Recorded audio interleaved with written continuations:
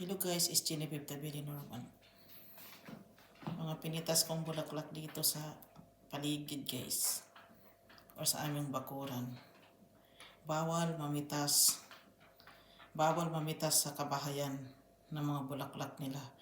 If you want jealous because you don't have a flowers, you need to plant of your own hand here. Kahit yung gulay, kahit yung bulaklak. Walang libre dito sa Sweden guys. Walang libre. Paano yan? Libre yan. Meron libre, pero you need to use your common sense. Di ka naman siguro magpa-obvious dyan kung pitas-pitas ka na lang. Basta ito, pinitas ko.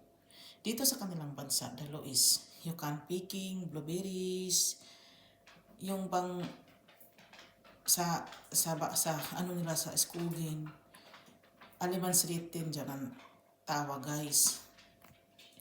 Tinatawag, they called alimansritin. You have rights to picking there. Like what I did. Basta hindi lang sa kabahayan. Kasi dito sa bansa nila, mga tao guys, kung magsisilos na lang, walang magawa kundi magtanim na lang kasi nagsilos ka na nga, wala ka pang tanim, ano na lang gagawin mo? Bumili ako Genevieve, pwede, for a while. Pero yung sa kanila kasi, nag-survive yun, ipasurvive mo na naman. Sus, maraming problema pala dyan Genevieve, maraming problema pala dito sa kanilang bansa. Basta ito guys, speaking ko lang ito. Kasi yung aso namin kasi, may mga tanim-tanim naman ako doon, yung mga gulay-gulay doon sa ano namin. Tatlo kasi yung bahay, parang sinasabi ko, 1, 2, 3. Dito pala yung ganito. Si Norman Habi lang naman ang nakakaalam. Dito naman, ito pala, for now. Dito naman nagtanim pa.